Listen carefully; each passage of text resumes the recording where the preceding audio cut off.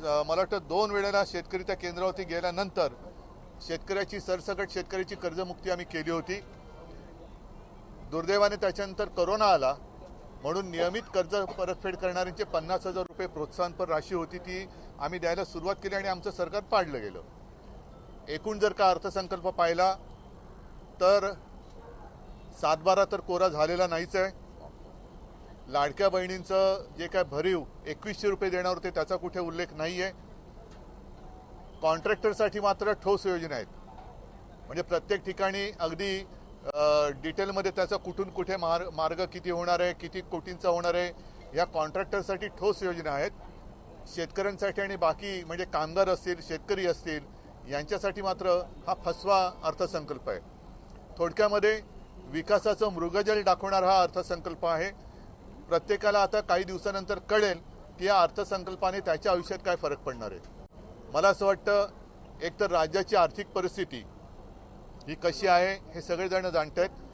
कर्ज काढून फटाके वाजवणारा हा अर्थसंकल्प आहे, त्यातून मला नाही वाटत राज्याचं काही हित साधलं जाईल। आणि शेतकऱ्याचं जर भलं खरंच करायचं असेल तर पात्र अपात्र ही जी काही त्यांनी शाब्दिक खेळ केलेला आहे तो तसा न करता ज्याप्रमाणे आम्ही कालबद्ध पद्धतीने शेतकऱ्याला 2 लाखापर्यंत कर्जमुक्त केलं होतं तसं त्यांनी किती तारखेपासून म्हणजे 30 सप्टेंबर म्हटले, पण पहिली म्हणजे आमचं सरकार येण्याच्या आधी जी योजना यांनी जाहीर केली होती छत्रपती शिवाजी महाराजांच्या नावाने ती अजून सुरू आहे। अर्थसंकल्पामध्ये वारंवार 2047चा उल्लेख झाला, तर आत्ताची कर्जमुक्ती 2047 पर्यंत तरी पूर्ण करणार का हे मुख्यमंत्र्यांनी स्पष्ट शब्दात सांगावं की या तारखेपर्यंत ही कर्जमुक्ती आम्ही पूर्ण करू। कर्जमाफी सोडून दुसरं वेगळं काही जाणवलं तुम्हाला या बजेटमध्ये? जरा थापांची वाढले, थापाचे उन्नत महामार्ग झालेले आहेत थापांचे। मी म्हणजे म्हटलं ना की विकासाचं मृगजळ 2047 कोणी बघितलेलं आहे? आत्ता शेतकऱ्याच्या हातात काय पडणार आहे, आत्ता जो मध्यम वर्गीय आहे त्याच्या हातात काय मिळणार आहे, जो नोकरी करणार आहे, नवीन जी तरुणी आता शिक्षण घेऊन नोकरीच्या शोधात जाणार आहेत त्यांना काय मिळणार आहे। नुसतं त्याच्यासाठी योजना जाहीर केलेल्या आहेत, पण त्या योजनाचा पाठपुरावा कधी करणार आणि त्या योजना पूर्ण कशा होणार, त्याच्यासाठी निधी या ज्या काही योजना जाहीर केल्या आहेत निधी कुठून आणणार, निधी कुठून आणणार? म्हणून मी म्हटलं ना की कर्ज काढून फटाके वाजवल्यासारखा अर्थसंकल्प आहे। लाडकी बहीण योजना सुरू राहणार म्हटलं, मात्र जे 2100चं आश्वासन दिलं होतं हे कुठेही या नाही ठोस त्याच्यामध्ये काहीच नाहीये। मी म्हणूनच म्हटलं ना की कॉन्ट्रॅक्टरसाठी ठोस योजना आहेत। किती हा महामार्ग किती हजार कोटींचा असेल, तो महामार्ग किती हजार कोटीचा असेल, त्याच्यानंतर हे सगळे रिंग रोड, हे रोड, ते रोड, त्याच्यामध्ये तरी एक बरं झालं की एका ठिकाणी ते मानसोपचार केंद्र काढतात, त्याची खरंच गरज आहे। त्या ठिकाणी सगळ्यांसाठी नाही, तिकडे बाकी सगळे हुशार आहेत, पण केंद्र त्यांनी योग्य ठिकाणी सुरू करतात त्याच्याबद्दल अभिनंदन। निधी कुठे आणणार आहे त्यामुळे प्रश्न असा आहे की ज्या प्रकारे योजना ज्या अगोदरच्या होत्या त्या सुरू पाहायला मिळत आहे, त्यामुळे निधीची कमतरता असल्यामुळे एकंदरीत महाराष्ट्रावरती 9 लाखांहून अधिकचं कर्ज आहे, तो 10 लाख कोटीच्या वरती गेला असं वाटतंय। आणि 7.5 लाख होतं, आता ते 9 लाख आहे, 1.5 लाख एकाच वर्षात कसे वाढले? अरे हो, पण मी थोडीच आहे मुख्यमंत्री, ज्यांनी वाढवले त्याला विचारा। एकीकडे वृक्षतोड केली जात आहे, दुसरीकडे 300 कोटी वृक्ष नव्यानं लागवड करण्याचा प्लॅनिंग आहे। हा पण अत्यंत महत्वाचा विषय आहे की एक तर वृक्ष का तोडताय, त्याच्यानंतर 300 कोटी म्हणजे तिनावर किती पूज्य हे, आणि ह्या 300 कोटी वृक्षांना तरी जमीन कुठे आहे ते पहिलं दाखवा, ती जमीन पहिली दाखवा।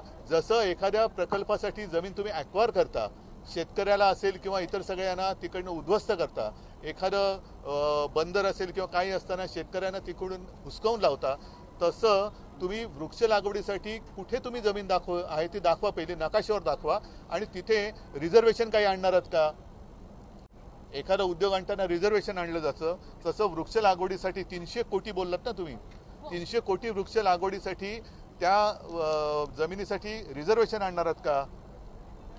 तर याच्याबद्दल काहीच नाहीये। आणि पर्यावरण याच्यामध्ये पर्यावरणाचं कुठे देखभाल घेतली गेली आहे? ज्या ठिकाणी आता 1000हून अधिक संख्या आहे त्या ग्रामविकासामुळे पूर्णपणे आता कॉन्क्रीटचे रस्ते करणार।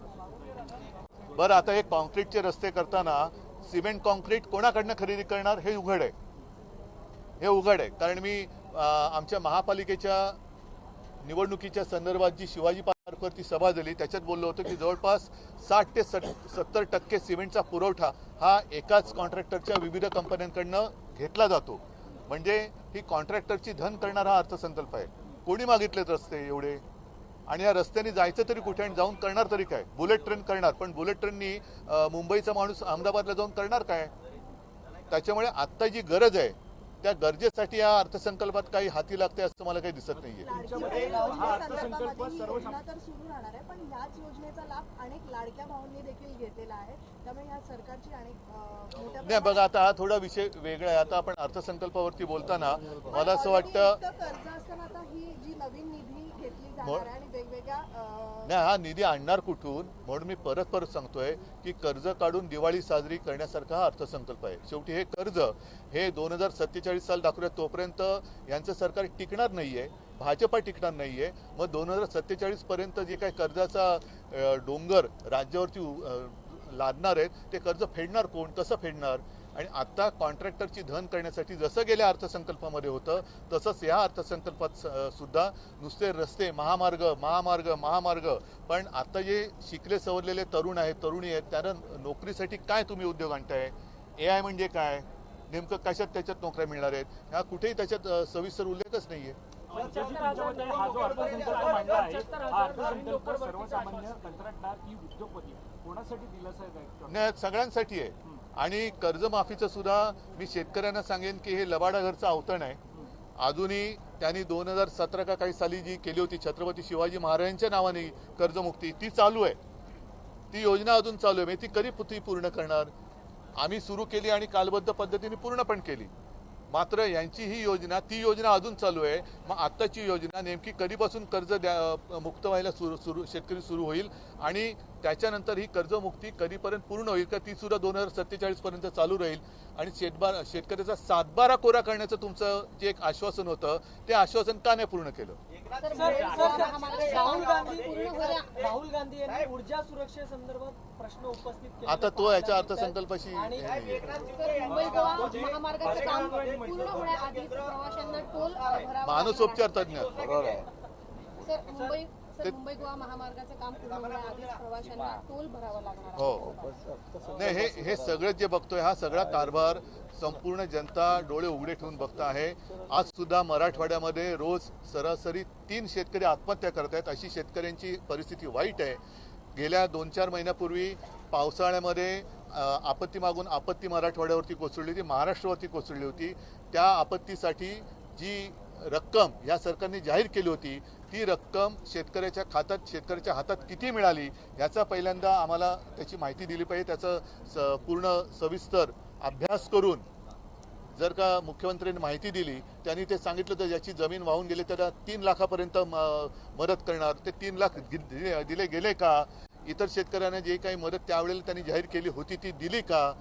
तर जर ती दिली नसेल तर तुमची ही 2 लाखापर्यंतची का होईना ही कर्ज माफी जी आहे ती ठाप आहे. त्याच्यामुळे आपत्तीग्रस्त शेतकऱ्यांना जाहीर केलेली मदत किती पोहोचली हे सुद्धा त्यांनी जाहीर केलं पाहिजे. राष्ट्रीय स्मारक कधीपर्यंत सुरू होईल असं आश्वासन देण्यात आलेलं आहे आणि त्या संदर्भातला निधी देण्याचं काही आश्वासन तुम्ही बघितलेलं आहेत. आता ते काम त्या ट्रस्टचा अध्यक्ष मी आहे आणि ते काम पूर्ण होणार ते सांगतात. त्याच्यामुळे ह्याच्यातनं तुम्हाला अर्थसंकल्पातला फसवेपणा कळेल. चला सगळ्यांना धन्यवाद. धन्यवाद. जय महाराष्ट्र. अर्थसंकल्प पेपरलेस करण्याचा प्रयत्न होता, मात्र भास्कर जाधवांनी मागणी केली हार्ड कॉपी देण्याची, मात्र ती अध्यक्षांनी